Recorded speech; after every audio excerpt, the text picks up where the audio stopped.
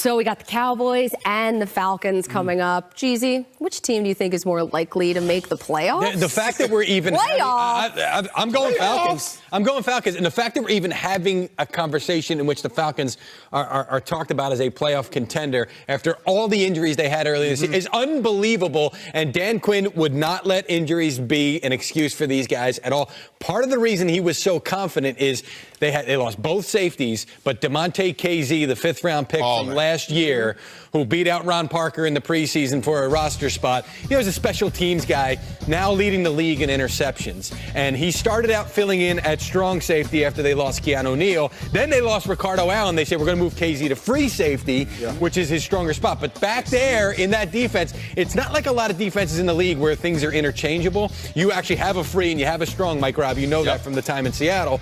And what they did was, I thought this was fascinating. Dan Quinn had the audio. He mic'd up KZ during practice early in the season because they needed to and matched it up with the end zone camera, the sideline camera, and a field camera. And they watched all of this, and they said, are you making your calls fast enough? Are you communicating fast enough? It's got to be quicker. It's got to be. And he improved so much, so quickly. So he's not only helping other guys, he's helping himself get in the right position. I thought that was great coaching in season by Dan Quinn, because you couldn't wait till the offseason. We had to do it now.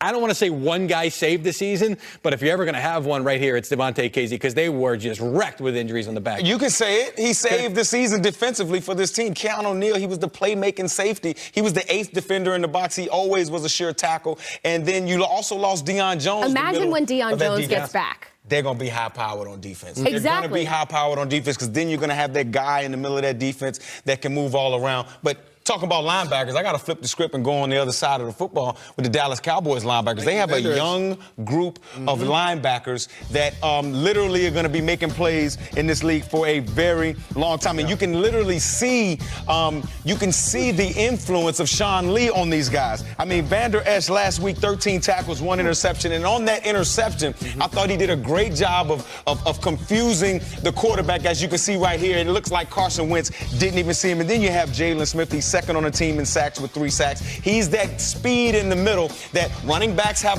trouble blocking, because you don't know if he's going to bull rush you, run around you, all of those types of things. And don't run away from this guy, because he's going to run you down. He runs a 4.5, 4.6, 40. So I think the Dallas Cowboys are set up for years to come at the linebacker position. They're young, they're nasty, they're starting to take ownership of this position. They're a big part of this reason why, along with Chris Richard calling plays defensively now, they're a big part of the reason why this Dallas Cowboys defense is playing lights out, third in scoring defense or something like that in the National Football League.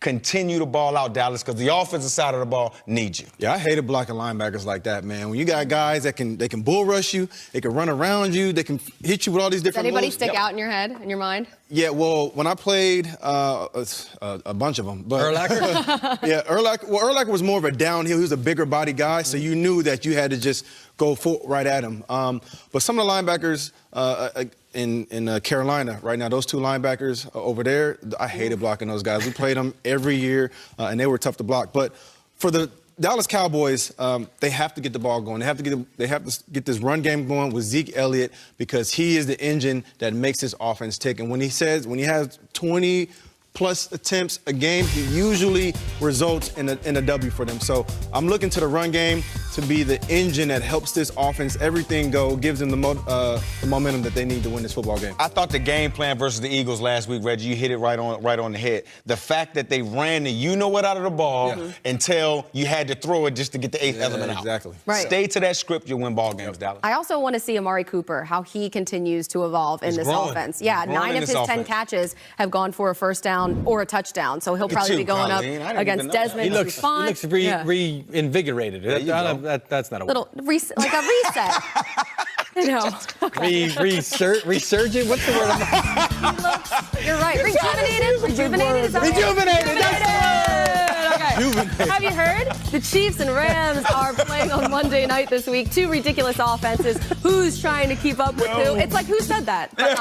Jesus said that. What a time to head north. Vikings, Bears in prime time with first place on the line. We're live in Chicago. And the top fantasy tight ends are pretty obvious and not available. But Captain Not So Obvious has a guy you've probably never heard of. He's back. And he's changing seasons.